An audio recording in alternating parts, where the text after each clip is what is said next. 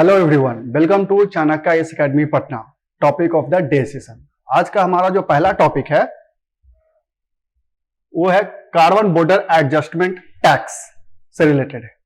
अब ये जो टर्म है कार्बन बॉर्डर एडजस्टमेंट टैक्स, ये क्यों आया, क्या इसका पर्पस है? तो रिसेंटली अभी COP27 का मीटिंग हुआ है। COP27 कॉन्फ्रेंस ऑफ पार्टीज का मीटिंग हुआ है, 27th ये मीटिंग है। यहां पे यूरोपियन यूनियन ने एक टैक्स प्रपोजल दिया है, that is called carbon border adjustment tax. But जो बेसिक ग्रुपिंग कंट्रीज है like Brazil, India, south Africa and China, ये बेसिक ग्रुप कंट्रीज ने इस प्रपोजल का, इस टैक्स प्रपोजल का अपोजिशन किया है। बेसिकली ये जो carbon tax adjustment border adjustment tax है वो कार्बन इंटेंसिव प्रोडक्ट्स पे इंपोज किया जाएगा। यूरोपियन यूनियन ने इसे पेश किया है कि बाय 2026 से वैसे प्रोडक्ट्स जो कि हाईली कार्बन इंटेंसिव प्रोडक्ट्स हैं उन पे ये carbon border adjustment tax impose किया जाएगा। फॉर एग्जांपल आप देख सकते हैं such as cement and steel that are extremely carbon intensive with effect from 2026। वैसे सारे प्रोडक्ट्स जिनके मैन्युफैक्चरिंग में, जिनके प्रोडक्शन में काफी एनर्जी लगता है और यह एनर्जी का जो मेजर सोर्स है वह कोल है, तो वैसे सारे प्रोडक्ट्स जिनके प्रोडक्शन में काफी एनर्जी लगता है और उस एनर्जी का जो सोर्स है वह कोल है, जिससे कि काफी ज्यादा मात्रा में कार्बन इमिशन होता है, वैसे सारे प्रोडक्ट जो कि हाईली कार्बन इंटेंसिव हो उन पे carbon border adjustment tax propose किया गया है यूरोपियन यूनियन के द्वारा रिसेंटली COP27। बट जो बेसिक ग्रुपिंग कंट्रीज है उन्होंने इसका अपोजिशन किया है।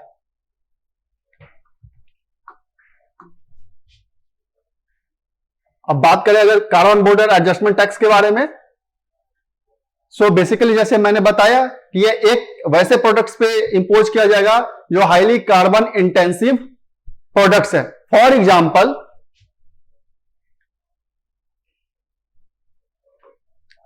अगर हम बात करें, इंडिया है और इंडिया से यूरोपियन यूनियन में स्टील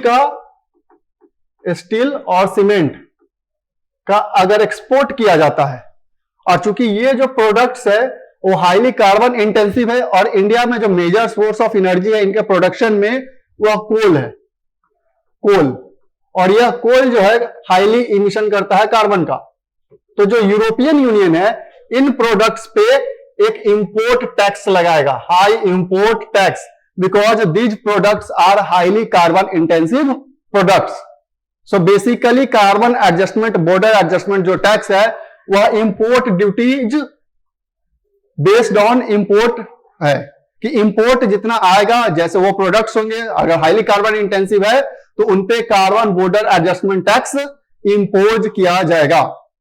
बट कुछ जो अदर कंट्रीज है उनका कहना है कि बेसिकली यह जो कार्बन एडजस्टमेंट टैक्स है यह एक प्रोटेक्टिव मेजर है, ग्रीन प्रोटेक्शनिज्म।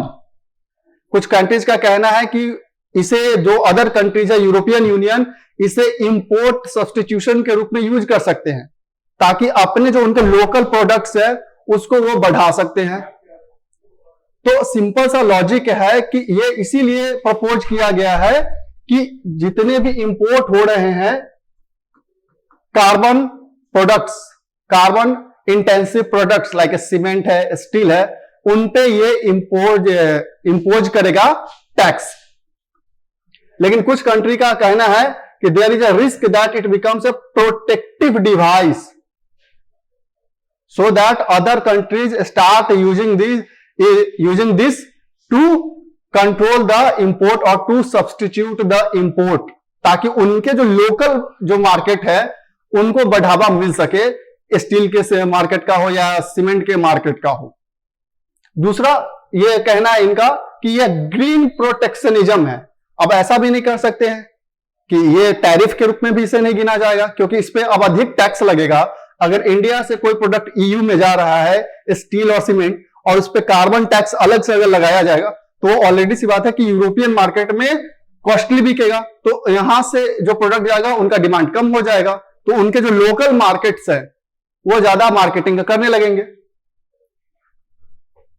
अब अगर ये इंप्लीमेंट हो जाता है, if this carbon border adjustment tax अगर इंप्लीमेंट होता है, तो जो ईयू के लोकल मार्केट्स में जो भी कंपनीज है जो कार्बन इंटेंसिव प्रोडक्ट्स को प्रोड्यूस कर रहे हैं, उन्हें यह कार्बन सर्टिफिकेट लेना होगा और इसी के अकॉर्डिंग उन्हें कार्बन प्राइस पे करना पड़ेगा उनके प्रोडक्ट्स पे।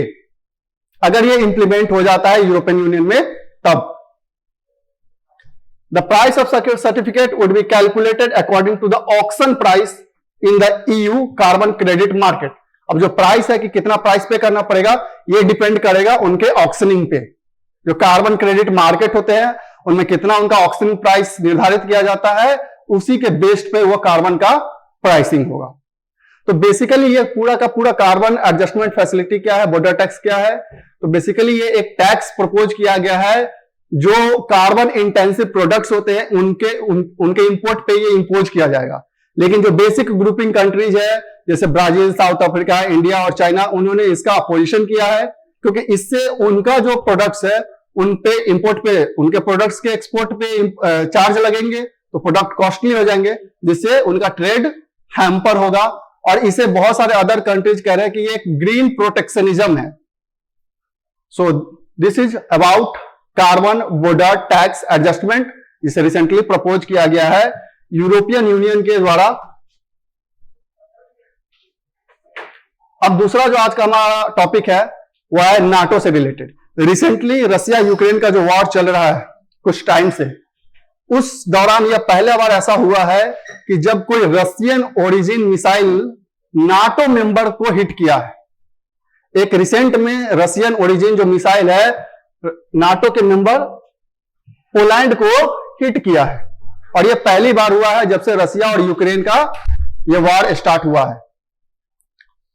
और ये जो रशिया और यूक्रेन का वॉर चल रहा है, ऐसे तो इसके बहुत सारे मेजर इंपैक्ट्स देखने को मिले हैं, लेकिन नाटो के कुछ अपने प्रिंसिपल्स हैं।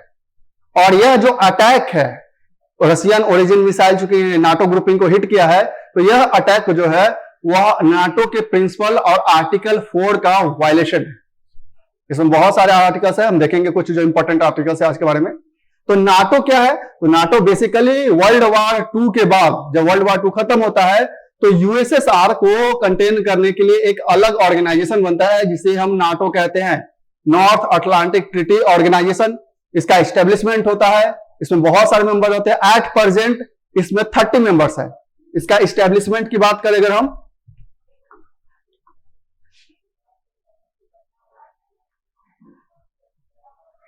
इसका एस्टेब्लिशमेंट 4 अप्रैल 1949 को होता है, और एट प्रेजेंट इसके टोटल जो मेंबर्स हैं वो 30 मेंबर्स हैं। और इसका मेजर एम रहता है कि जो यूएसएसआर है जो उनको काउंटर किया जा सके। लेकिन अभी रिसेंट में ऐसा आया है कि पोलैंड पे रशियन मिसाइल, जो रशियन ओरिजिन मिसाइल है, उसने काफी इंपैक्ट किया है पोलैंड को, और which is violation of article 4 of NATO.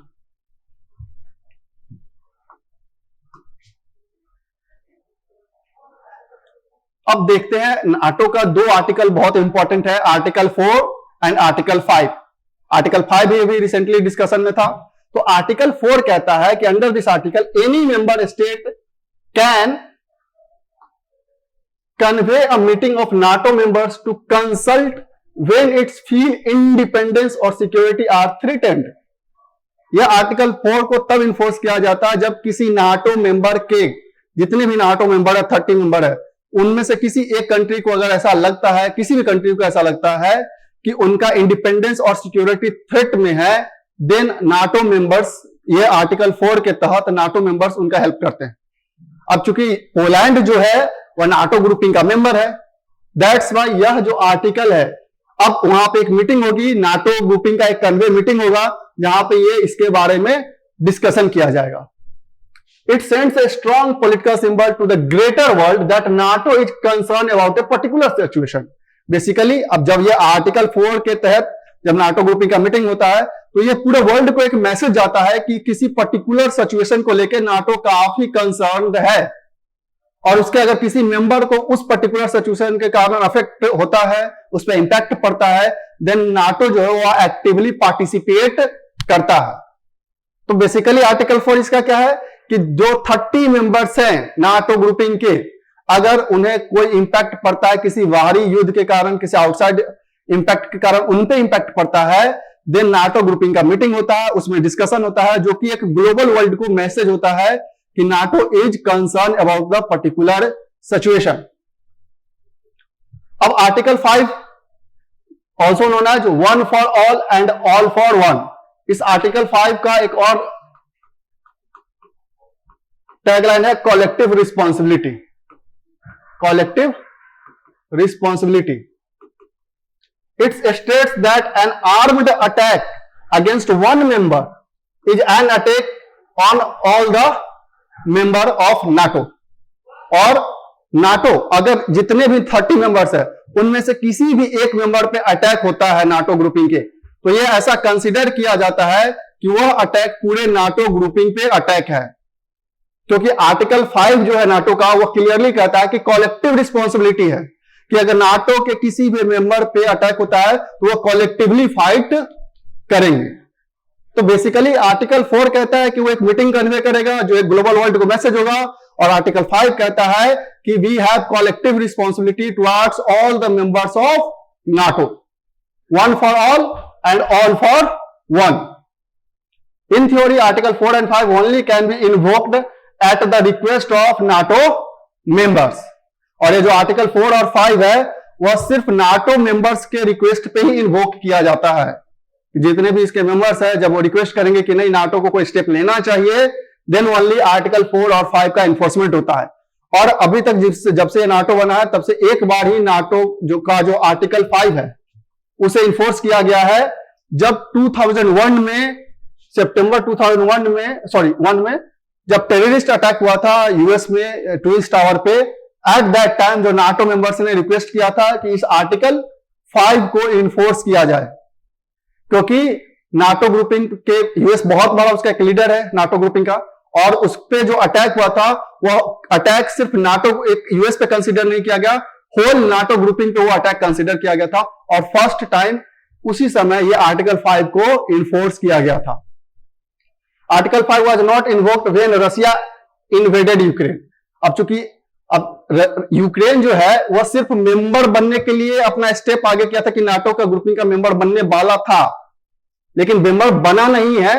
That's why जब रशिया ने यूक्रेन को इन्वेड किया तो यह आर्टिकल 5 इन्फोर्स नहीं हुआ, क्योंकि Ukraine still not the member of NATO.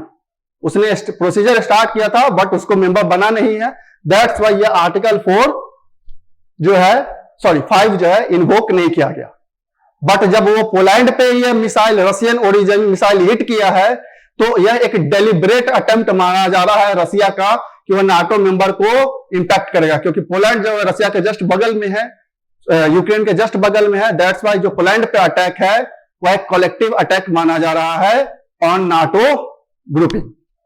सो ये था हमारा आर्टिकल 4 और आर्टिकल 5 के बारे में, जो कि रिसेंट न्यूज में आया था due to hit by Russian origin missile to the Poland which is a NATO member country.